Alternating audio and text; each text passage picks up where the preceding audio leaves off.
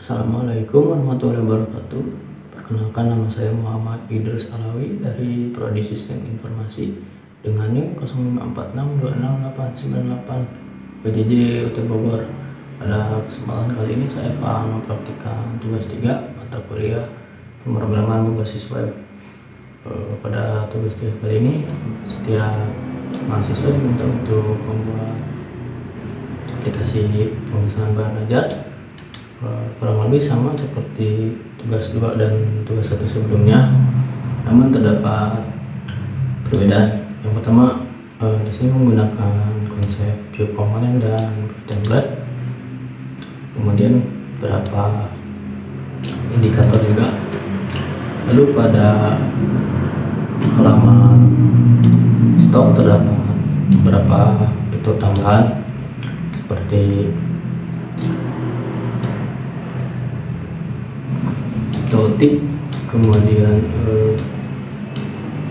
fitur update, kemudian create, dan juga delete. Sebelum menghapus data bahan ajar terdapat pop-up untuk konfirmasi. Kalau untuk tracking DO kurang lebih sama. Sebelumnya saya sudah membuat proyek tersebut. Di sini saya tidak membuat manual, saya menggunakan Vite sebagai bundler. Untuk membuat proyeknya bisa dilihat dari dokumentasi resmi. Di sini untuk membuat dan menjalankan proyeknya perlu support tambahan karena saya sebelumnya sudah install. Saya menggunakan Node.js versi 24.11. Pada saat install Node.js terdapat npm atau Node Package Manager bawaan dari Node.js untuk untuk menginstal dependencies, kemudian menjalankan project dan lain sebagainya. Karena saya menggunakan Package Manager YARN dan bukan npm, di sini saya akan jalankannya dengan YARN dev. Bisa dilihat di sini running di port 5173. Untuk halaman dashboard kurang lebih seperti ini. Yang pertama ada main layout, sebagai di sebelah kiri terdapat sidebar untuk navigasi, kemudian logo sederhana dan juga sedikit banner. Lalu terdapat tombol untuk menampilkan dan juga menyembunyikan ke sidebar, dan juga icon user untuk logout. Pada halaman dashboard terdapat greeting card seperti tugas 1 sebelumnya. Lalu pada halaman dashboard pada halaman stok kurang lebih seperti ini. Untuk filter sama seperti tugas 2 sebelumnya. Lalu ada edit, bahan ajar, dan di sini terdapat perubahan. Lalu hapus, terdapat konfirmasi, dan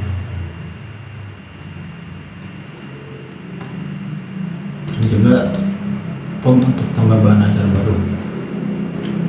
Jika saya masukkan kode yang sudah ada, maka akan terjadi konflik atau error.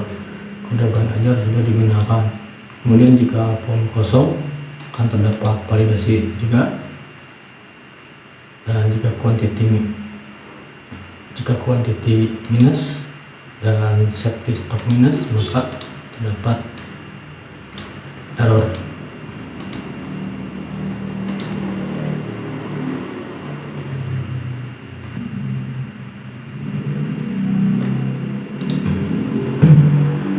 Oke, di sini sudah terlihat item baru pemrograman berbasis web dengan quantity kosong, status kosong.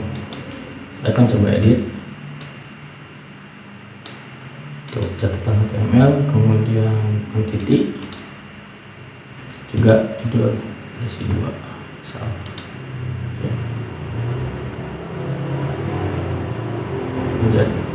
untuk statusnya di menipis, kemudian judul juga terdapat perubahan. Ketika di refresh dia akan kembali ke data awal. Selanjutnya untuk store aplikasi dan juga wajib, saya akan sedikit menjelaskan. Pertama dari folder source, kemudian node modul sebagai dependencies atau juga modul dari library. Bisa dilihat saya di packages. Di sini terdapat dependencies, ada highlight, kemudian view router, view sana, dan lain-lain. Semuanya terdapat di sini. Kemudian public, dan utamanya logic utamanya pada folder src atau source. Pertama ada asset yang komponen. Untuk komponen sendiri di sini saya menggunakan konsep atomic, tentunya dari yang terkecil seperti button, kemudian input, label, tabel, dan lain-lain.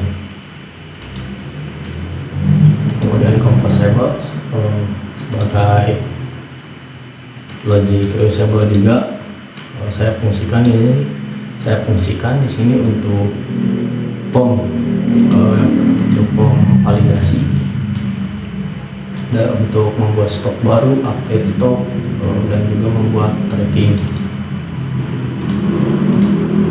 Selanjutnya data dummy, data manager visual yang sebelumnya diberikan oleh tutor. Kemudian layout sendiri sebagai komponen utama layout seperti layout dashboard. Pertama ada sidebar, dan juga untuk konten itu dinamis berdasarkan path name. Bisa dilihat di sini pada router. Untuk path name default redirect ke dashboard, kemudian login, dashboard, komponen main layout, kemudian children pada komponen dashboard. Begitupun pada tracking, main layout sebagai layout utama. Selanjutnya pada stores sebagai step global, dan juga logic aplikasi juga untuk update stok, delete stok, tambah stok, kemudian filter, kemudian ada data dummy, dan semuanya dirender di dalam stock.view pada folder view. Baik, pada halaman stok, di sini saya akan sedikit menjelaskan untuk templating. Pertama ada header untuk informasi title dan juga deskripsi, kemudian button untuk menampilkan form tambah manager, kemudian filter, dan juga data tabel untuk merender data. Kemudian di sini form dialog sendiri untuk membuat dan edit bahan ajar. Di sini dinamis berdasarkan step yang sebelumnya dibuat. Bisa type-nya, untuk type-nya ada create, kemudian edit, kita submit, edit, kemudian handle delete juga untuk menghapus bahan ajar. Untuk logic sebelumnya sudah dibuat pada stores sini, kemudian diimport ke dalam halaman stock.view, kemudian lakukan pemanggilan function-function tersebut menggunakan destructuring, kurang lebih seperti ini.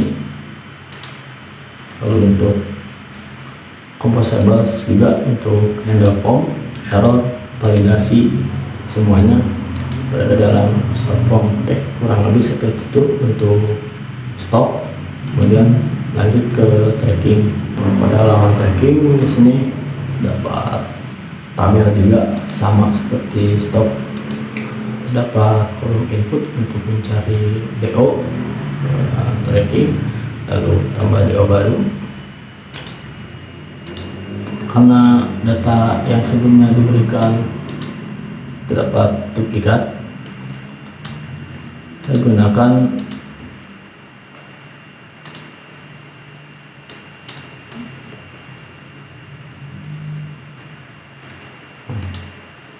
terdapat error yang sudah digunakan.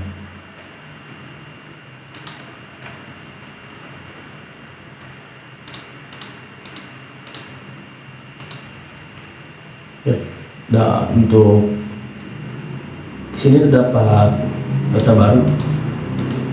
Nah, untuk mencari bisa berdasarkan NIM atau nomor DO, dan ketika diklik tombol escape maka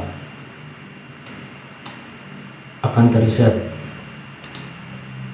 sama dengan indikator tugas yang diberikan. Anda dapat melakukan clear atau reset pencarian dengan menggunakan tombol escape. Selanjutnya untuk logic aplikasi kurang lebih sama seperti halaman stok sebelumnya. Yang pertama, destructuring dari state global dari tracking store. Dari sini, di sini terdapat untuk dummy data, pengambilan data, dummy data dari pengiriman, kemudian paket, tracking, data tracking, kemudian search, generate DO, dan juga tambah tracking. Semuanya digunakan di dalam halaman. Juga composable sebagai handle form, kemudian error, validasi.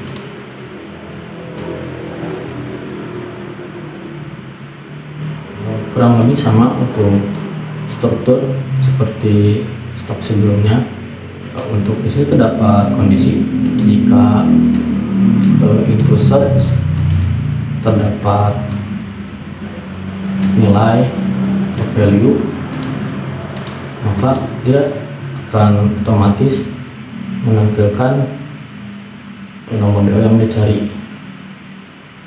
Jika kosong maka otomatis kembali ke dalam tabel.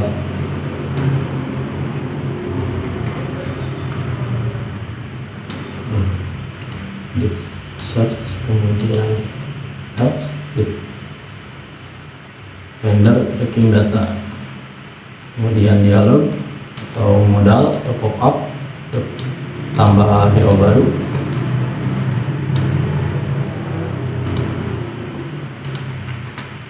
Untuk entry point dari Vue.js sendiri di sini terdapat di dalam view, kemudian di mount pada main.js, pada HTML di sini diambil dari ID app. Kurang lebih seperti itu praktik tugas 3 dari saya. Mohon maaf apabila terdapat kesalahan dalam penyampaian. Assalamualaikum warahmatullahi wabarakatuh.